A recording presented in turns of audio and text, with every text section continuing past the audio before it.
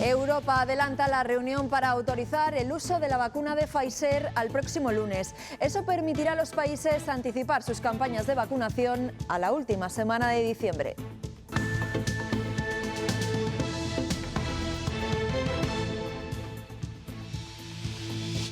Las comunidades analizarán hoy en la interterritorial con el Ministerio de Sanidad el calendario de vacunación previsto para principios de enero y si puede haber cambios. La previsión es que todas las autonomías se estrenen la campaña el mismo día.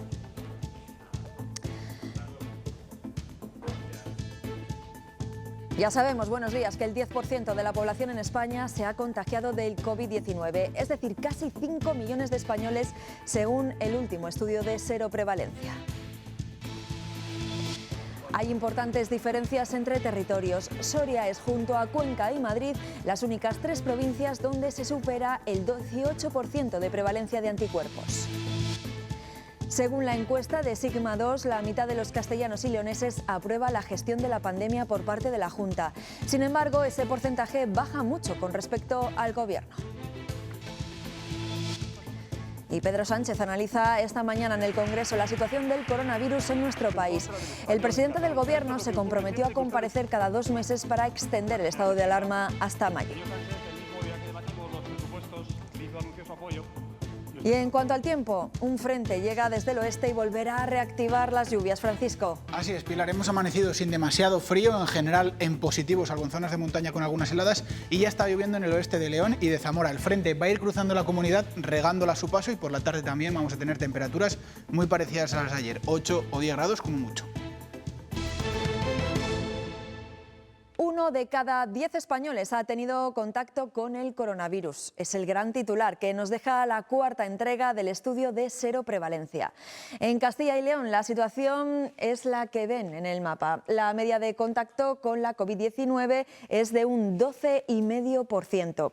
Es la 4ª de las autonomías y ya lo ven, hay diferencias entre los territorios. Soria sigue siendo una de las 3 provincias españolas con más inmunidad. Registra un dato por encima del 18%.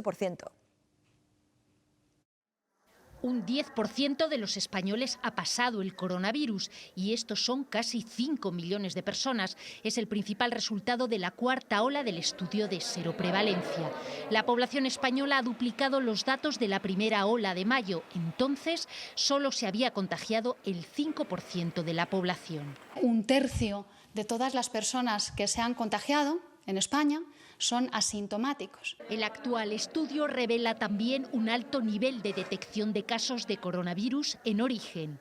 Cuando decimos que estamos diagnosticando a un 60%, a un 65%, lo que decimos es que estamos diagnosticando a parte de estos asintomáticos. Madrid es la comunidad con una seroprevalencia más alta. Entre un 11 y un 15% de su población tiene anticuerpos. En Navarra y Castilla-La Mancha este índice también es superior al 10%. Sin embargo, Canarias apenas llega al 3%. Galicia se queda en un 4%.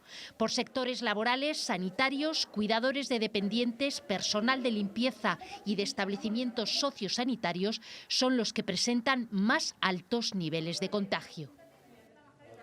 Y como todos los días analizamos la situación diaria de contagios en nuestra comunidad. Se han duplicado los casos con respecto al lunes, con 381 positivos más. Han muerto además 16 personas, 10 en hospitales y 6 en residencias. Sigue siendo una cifra desalentadora, pero es la cifra menos mala desde el mes de noviembre. Ese estancamiento en el descenso de los contagios podría deberse, según la consejera de Sanidad, consecuencia del puente festivo, y pone el foco en 3 zonas concretas de Castilla y León donde los contagios están aumentando considerablemente. Son Aranda de Duero, Miranda de Ebro y Palencia. Lo que determina el cambio de una situación a otra son los datos, nada más que los datos. Por lo tanto, no podemos hacer previsiones porque si algo es muy cambiante es la situación epidemiológica. Y no podemos estar tranquilos porque ya hemos vivido muchos sobresaltos, tanto a nivel de España como a nivel de Europa. Sitios que iban fantásticamente bien, de repente, pues van fantásticamente mal.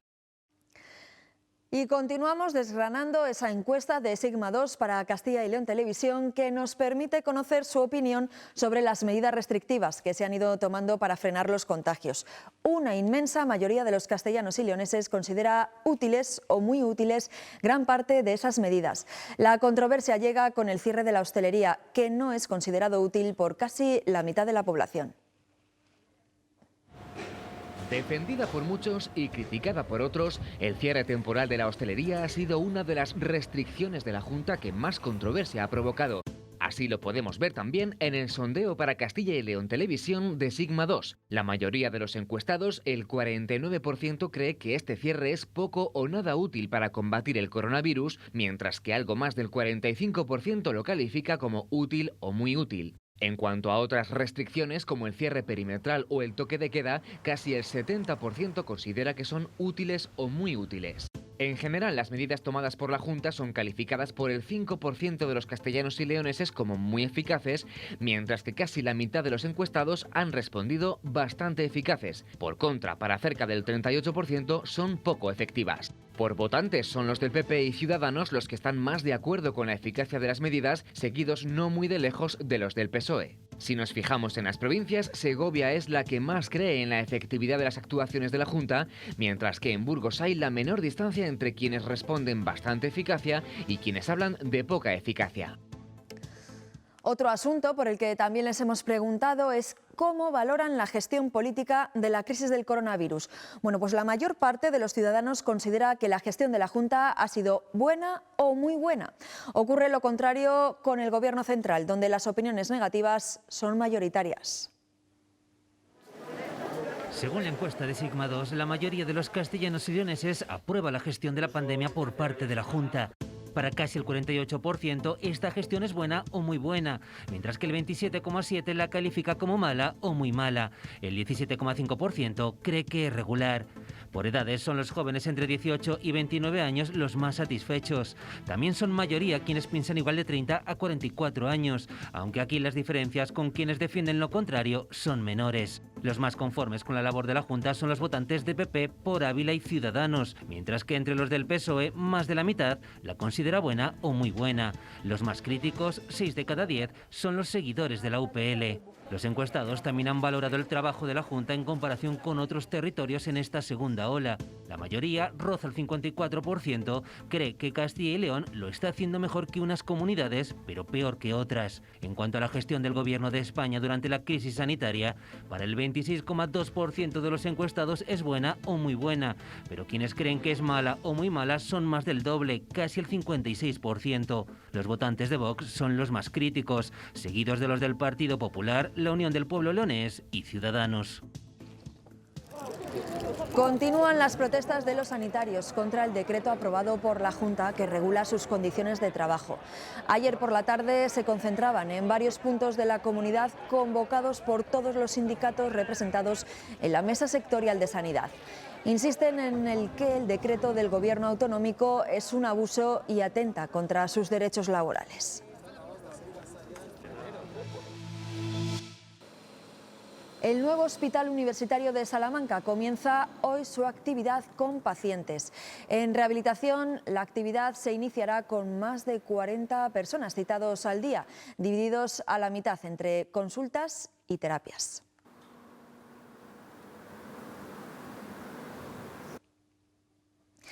La llegada de la vacuna a la Unión Europea podría adelantarse a finales de este mismo mes.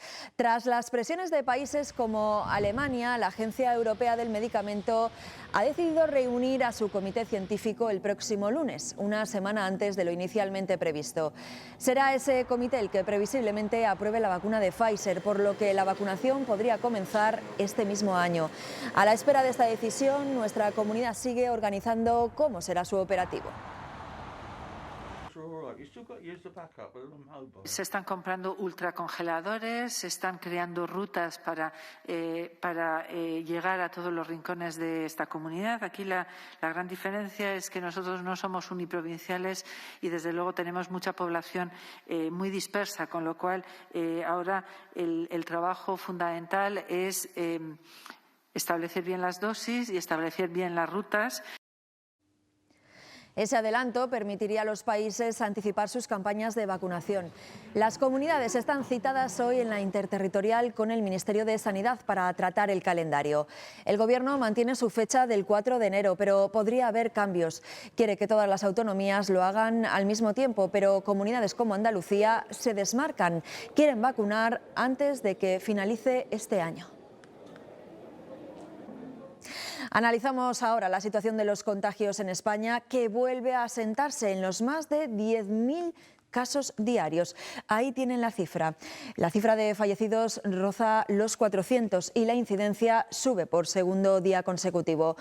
Mientras, el Gobierno central ha dado luz verde a la Comunidad de Madrid para realizar test de antígenos en las farmacias.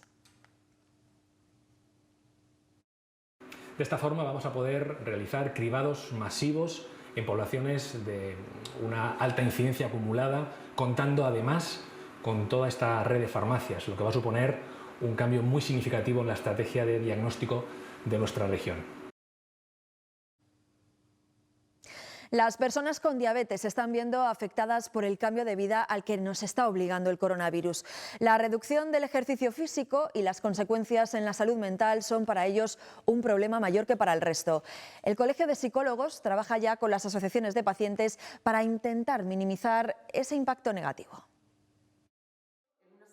Amaya es madre de un niño con diabetes. Hay 3 componentes del tratamiento: la alimentación, el ejercicio físico y la insulina. En el momento que entra el COVID hemos empezado a estar confinados en casa, la alimentación sí la puedes controlar. Pero la pandemia ha obligado a los enfermos de diabetes a reestructurar su ejercicio físico. La importancia del deporte y de la vida al aire libre ha sido fundamental. En el momento que no han podido salir a la calle, que no han podido hacer esa actividad física, se nota claramente en los índices de glucosa en sangre. Cuidarse físicamente es esencial para una persona con diabetes, pero también ser estricto en el equilibrio mental.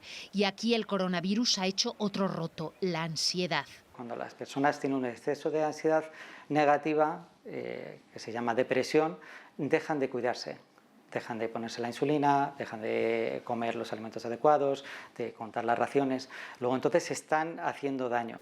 Mediante cursos y talleres, los psicólogos de Castilla y León reforzarán su apoyo a las personas con diabetes, que son 300.000 en la comunidad.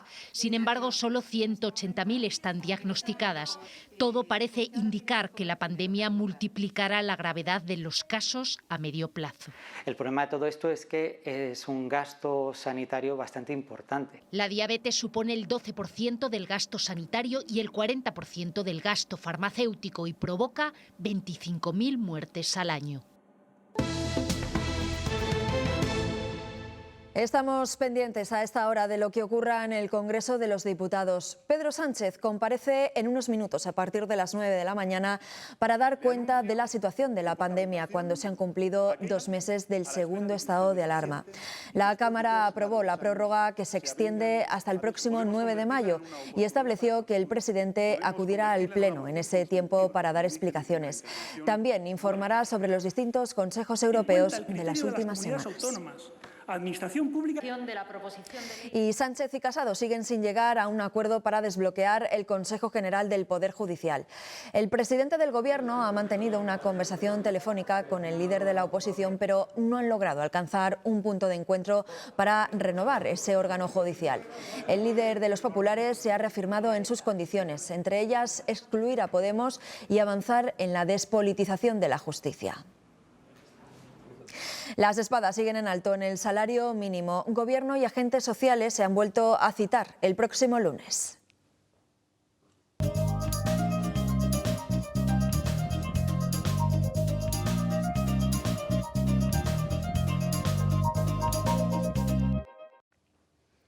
Siguen las posturas enfrentadas entre ministros de Podemos y sindicatos partidarios de subirlo y de ministros socialistas y empresarios que no creen que sea el momento. La postura de la ministra de Trabajo, Yolanda Díez, es clara. No se va a congelar el salario mínimo, lo que expresa así su número 2. Bueno, pues el presidente de las Cámaras de Comercio de España se ha mostrado en contra de la subida del salario mínimo interprofesional. Anoche en el programa Cuestión de Prioridades, José Luis Bonet lo calificaba de error. Pues yo pienso que está equivocado, porque en tiempos de turbulencia no hacer mudanza. Y en este momento lo que hay que hacer es esperar a que las empresas no se caigan y que el empleo se pueda mantener. Y después ya subiremos lo que haga falta. Y la Mesa del Congreso ha vuelto a tumbar las investigaciones por posibles irregularidades fiscales del rey emérito, esta vez en lo relacionado con las tarjetas Black. Los votos de PSOE, PP y Vox han hecho que esta iniciativa, presentada por Podemos, se frene. Y esto ha generado discrepancias en el seno del gobierno de Sánchez e Iglesias. Esta nueva negativa nos ha dejado estupefactos porque es una arbitrariedad escandalosa. No ha habido ningún argumento jurídico, digamos, en contra y, por lo tanto, es fundamentalmente una negativa política. El Parlamento tiene unas funciones que están perfectamente tasadas en la Constitución y entre esas funciones no está la de controlar a la jefatura del Estado. La reina Leticia ha finalizado su viaje en Honduras. Doña Leticia ha visitado las zonas más damnificadas por el paso del huracán y se ha interesado por los afectados. En este viaje se ha entregado el mayor cargamento de ayuda humanitaria en el país centroamericano.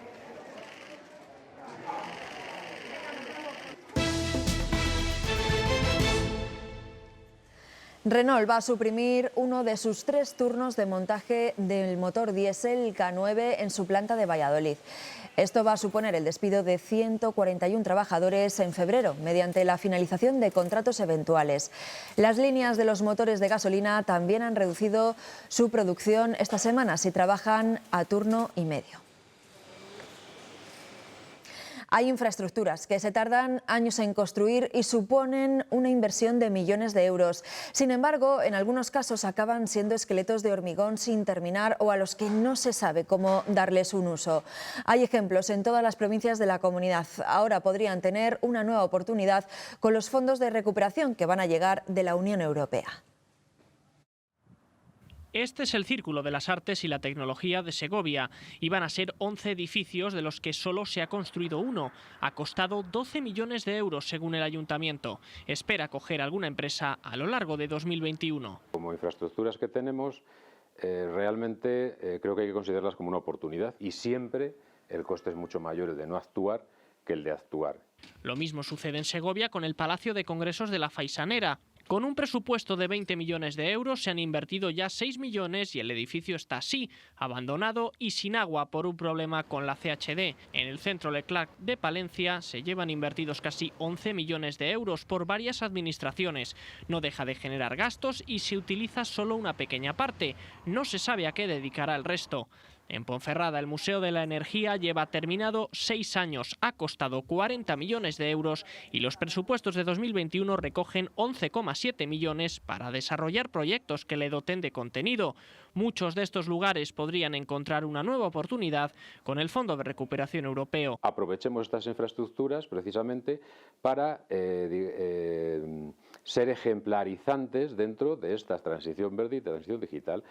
Pero Castilla y León ha dejado de invertir en técnicos de desarrollo rural, según denuncian sus profesionales. Que provean de estrategias territoriales, cosas que otras comunidades sí que los han mantenido. La nueva terminal del aeropuerto de León costó 28,5 millones de euros. Fue inaugurada hace una década para un aeropuerto que hoy en día solo tiene 2 vuelos semanales a Barcelona y algunos a las islas y Málaga en verano. Un niño de 3 años ha fallecido atropellado en Benavente. Un vehículo lo arrolló mientras circulaba con su triciclo en un cruce de este municipio zamorano. El accidente ocurrió pasadas las 4:30 de la tarde de ayer. El 112 recibió varios avisos alertando del siniestro, pero cuando llegaron solo pudieron confirmar que el menor había fallecido. Los suicidios son la primera causa de muerte no natural o por enfermedad en España. Son el doble que los fallecimientos por accidentes de tráfico. Sin embargo, suelen seguir rodeados de silencio. Del suicidio nadie habla. Los expertos piden sacar a la luz un problema que además está aumentando con la pandemia. Si buscamos suicidio en Internet, lo primero que nos aparece es el teléfono de la esperanza.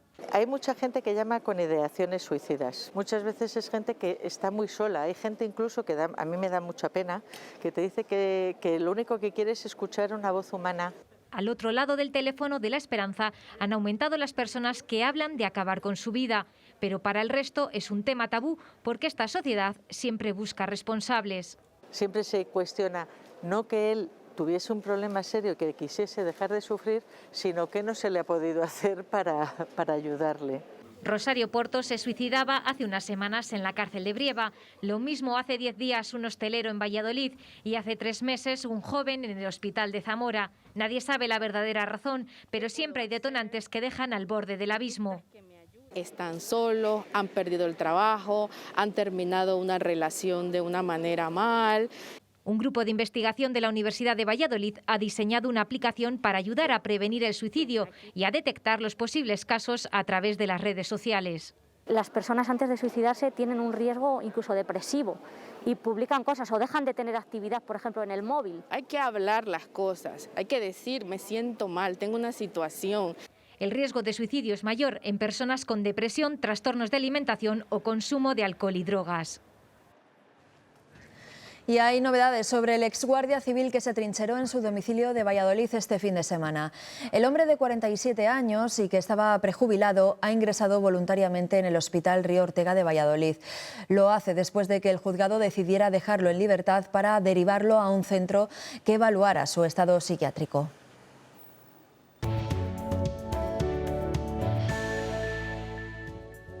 ¿Qué tal? Muy buenos días. Hoy un frente va a cruzar la comunidad dejando lluvias. De hecho, ya está lloviendo en zonas del oeste de León y de Zamora y a medida que transcurra el día el frente irá avanzando, regando el resto de las provincias. Las temperaturas no sufren demasiados cambios. Hemos amanecido en general en positivo, salvo algunas heladas débiles en zonas de montaña y por la tarde, como mucho, volveremos a alcanzar esos 8 o 10 grados que ya tuvimos ayer. Estos son valores normales para la época del año.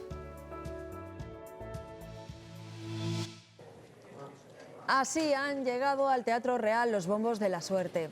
Todo está preparado para que en menos de una semana se celebre el tradicional sorteo de Navidad.